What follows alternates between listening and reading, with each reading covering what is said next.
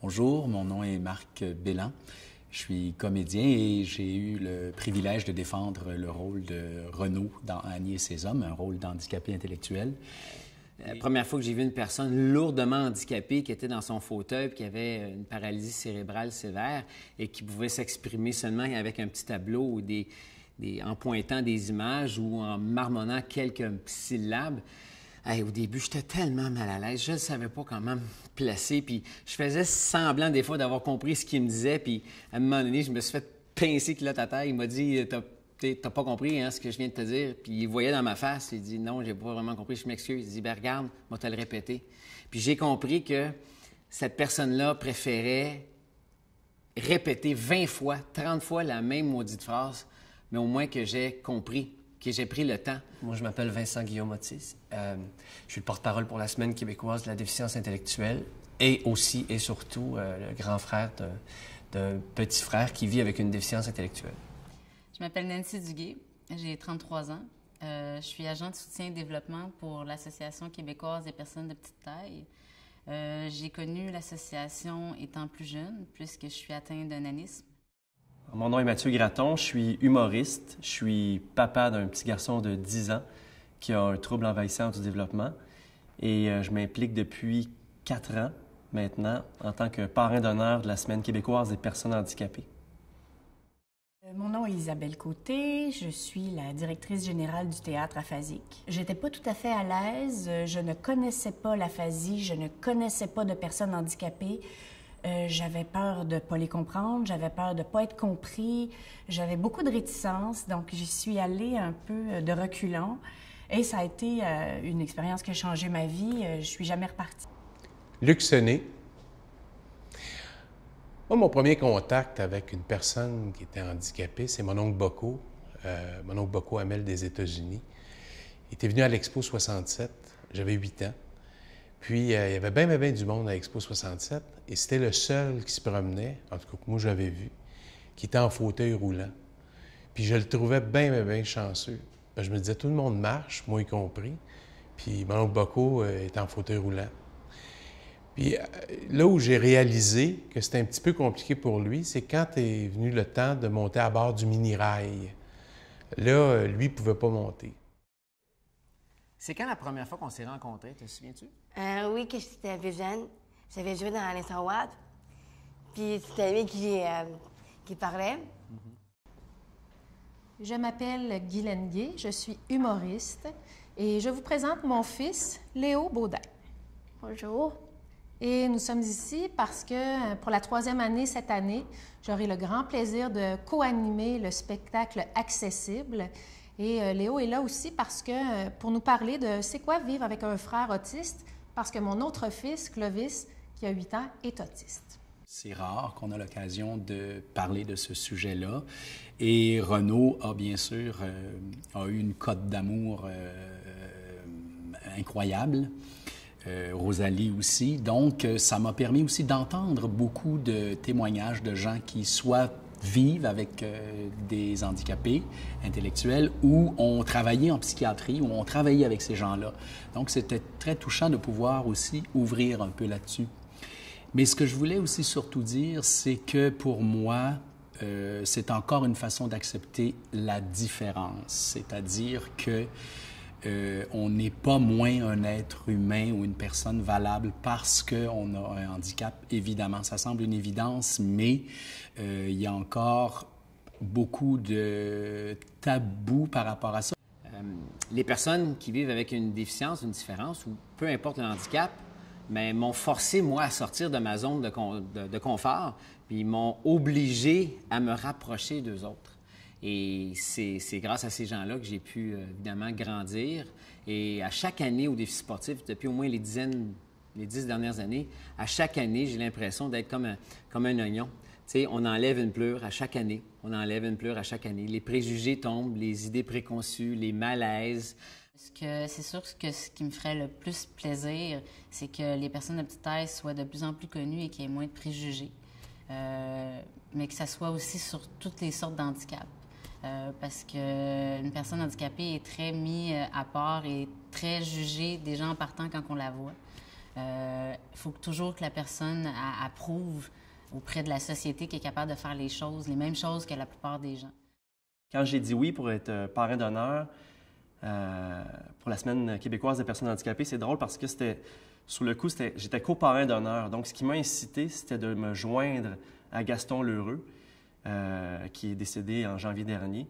Donc, de me joindre à lui, qui était un idole d'enfance, avec plusieurs émissions que j'écoutais assidûment, c'était pour moi un honneur. Puis en même temps, de m'impliquer à 30 ans, 31 ans, c'était le bon timing. Je ne m'étais jamais impliqué dans rien auparavant. Puis je pense que c'est quelque chose qu'on doit faire quand on est prêt. Il ne faut pas être poussé à s'impliquer dans une cause ou dans une autre. Il faut le sentir. J'ai un grand chum depuis très longtemps qui est le cofondateur du jeu de la LNI, Yvon Leduc. Alors qu'on se trouvait à Paris, Yvon a fait un AVC sur le quai numéro 6 de la gare Montparnasse. On a tous été témoins de ça. Et on pensait qu'on allait le perdre. Puis finalement, on ne l'a pas perdu. Il est encore là. On est vraiment chanceux. Pour lui, c'est extrêmement difficile parce qu'il est confiné à son fauteuil roulant. Mais il se bat. Parfois, il est extrêmement découragé. Mais je sais que quand on est ensemble, on peut se dire les vraies affaires, puis qu'il y a encore espoir dans sa vie. Non pas nécessairement de marcher comme il marchait à l'époque, mais mettons que les petits pas qu'il réussit à faire, c'est vraiment des grands, grands pas. Une mère, grâce à ma mère, qui a tout fait pour moi. C'est maman qui m'a fait des services pour moi. C'est maman qui fait tous les transports. Des fois, maman m'en a quelqu'un les transports. Puis, pour moi, je me sens bien avec la gang. Quand on est arrivé à Montréal, les amis alentours dans la ruelle trouvaient ça bien bizarre que Clovis saute sur le petit trampoline, sur le balcon, tout nu. Donc, pour les sensibiliser à ça, pour leur dire un peu c'était quoi, on a fait un party cupcake et sensibilisation. Léo et moi, on a écrit des invitations. On a invité tous les enfants de la ruelle. Puis là, on crémait des petits gâteaux, puis on leur expliquait pourquoi Clovis était comme ça. Puis c'était étonnant de voir, alentour de la table, les amis disaient « Ah, moi, j'en connais un autiste. Moi, j'en ai un dans ma classe. » Donc, ça fait en sorte que les amis comprenaient que Clovis, c'est Clovis, mais que Léo, c'est Léo. C'est pas la même chose. Donc, Léo a pu se faire des amis comme tout le monde. Et puis Clovis aussi a maintenant ses amis dans la ruelle. C'est vrai? Mm-hmm. Je pense que c'est une des choses que les gens qui ont une différence ou une déficience m'apportent beaucoup. Puis, m'oblige à regarder l'être à l'intérieur. Parce que, tu sais, la coquille peut être fendue un peu. L'enveloppe est peut-être pas parfaite aux yeux de ce que la société souvent nous envoie comme image de perfection. Mais au-delà de cette petite imperfection ou anomalie, il y a un être qui est aussi pur que n'importe qui. J'ai hâte que les gens comprennent que les gens comme mon frère ne veulent pas voler la place à personne. Ils veulent juste la place qui leur revient. Puis c'est tellement une différence qui est riche pour notre société, c'est la base de tout. Qu'est-ce qu'on en a à foutre de la perfection, à la limite? Quelque chose qui est parfait, pas intéressant. Ce qu'on aime, c'est quelque chose qui est déconstruit, qui est irrégulier. C'est ça qui rend la chose belle. Je veux dire, la nature est belle parce qu'elle est incongrue, parce qu'elle est faite différente. À chaque fois où j'ai eu un contact avec une personne handicapée, autant physique qu'intellectuel, ça donne quelque chose à l'écran qui est vrai, puis je pense, qui est important. Je pense que ces gens-là ont autant le droit d'être vus, de participer à chaque sphère de la communauté, de la collectivité. Puis si je peux faire ma part de cette façon-là, pour moi, c'est une façon de m'épanouir et d'avoir un contact direct avec ces gens-là plutôt que de les regarder de loin. Ce qui est magnifique, c'est de voir à quel point, après un spectacle, les personnes sont fières d'eux, vont vers les gens, puis on peut facilement deviner que quelqu'un qui se fait juger difficilement dans la vie de tous les jours, qui se fait applaudir par 400 personnes le soir, qui a une ovation debout, un soir de spectacle devant 400 personnes, bien, le lendemain matin, quand elle s'en va au dépanneur, elle n'a pas la même... Elle se sent moins dévalorisée, c'est certain. Je ne sais pas c'est quoi, moi, être confiné par un handicap. j'en ai aucune idée de ce que c'est. Par contre, je sais que c'est crissement plus compliqué. Tout est plus compliqué. Alors, je veux juste dire, non pas à ceux qui sont confinés dans leur handicap, mais plutôt à ceux qui sont, comme dit, normaux, sachez que vous êtes extrêmement important pour ces gens-là. Puis pas dans un regard de pitié, pas dans une compassion à pu finir. Juste aimer ces gens-là pour ce qu'ils sont.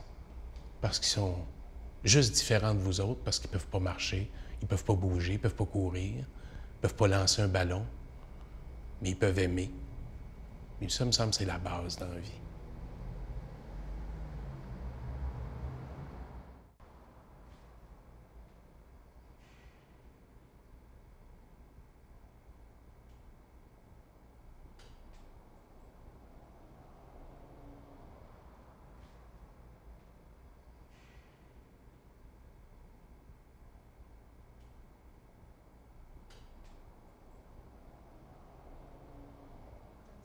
Le théâtre, j'adore le théâtre.